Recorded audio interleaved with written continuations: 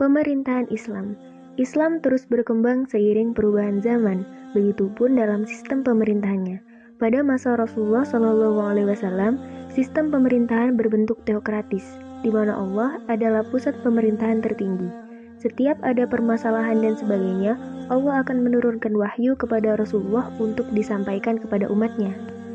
Namun, setelah Rasulullah wafat, pada pemerintahan Khulafaur Rasyidin, pemerintahan berubah menjadi demokratis. Sistem pemerintahan tertinggi ada pada khalifah, lalu mulai dibentuk menteri dan militer dalam pemerintahan, dan pemilihan pemimpin berdasarkan suara terbanyak rakyat.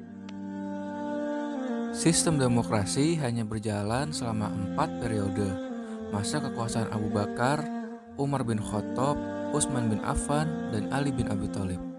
Pada akhir pemerintahan Ali, Islam terpecah menjadi beberapa bagian, sebagian lainnya membentuk kerajaan. Sistem demokrasi berubah menjadi sistem monarki. Dalam kerajaan, pusat kekuasaan tertinggi adalah raja. Lalu, pemilihan pemimpin dipilih berdasarkan keturunan raja yang tertua. Namun, pada abad ke-19, saat pengaruh barat mulai masuk ke daerah Arab sekitarnya, pemerintahan berubah menjadi monarki konstitusional, yaitu membentuk kelompok atau konstitusi dalam gerakan Islam. Sekarang, pemerintahan Islam kembali dalam bentuk demokrasi. Menurut Husain Muhammad, ada dua sudut pandang mengenai agama dan negara. Yang pertama, integralistik. Integral atau yang berarti menyatu, artinya negara dan agama adalah satuan yang tidak bisa dipisahkan. Yang kedua, ada mutualis, yang berarti bahwa agama dan negara adalah sesuatu yang saling membutuhkan dan saling menguntungkan. Politik dalam Islam dikenal dengan nama as-siyasah, yang artinya mengatur. Apakah Islam merupakan politik? Jawabannya adalah tidak, karena Islam memiliki komponen-komponen lain selain politik.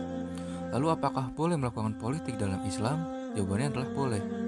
Rasulullah SAW juga berpolitik dalam penyebaran Islam, seperti pembuatan perjanjian damai antar agama lain yang menghasilkan piagam Madinah, lalu persaudaraan Ansor dan Muhajirin, serta peluasan wilayah dan pembangunan.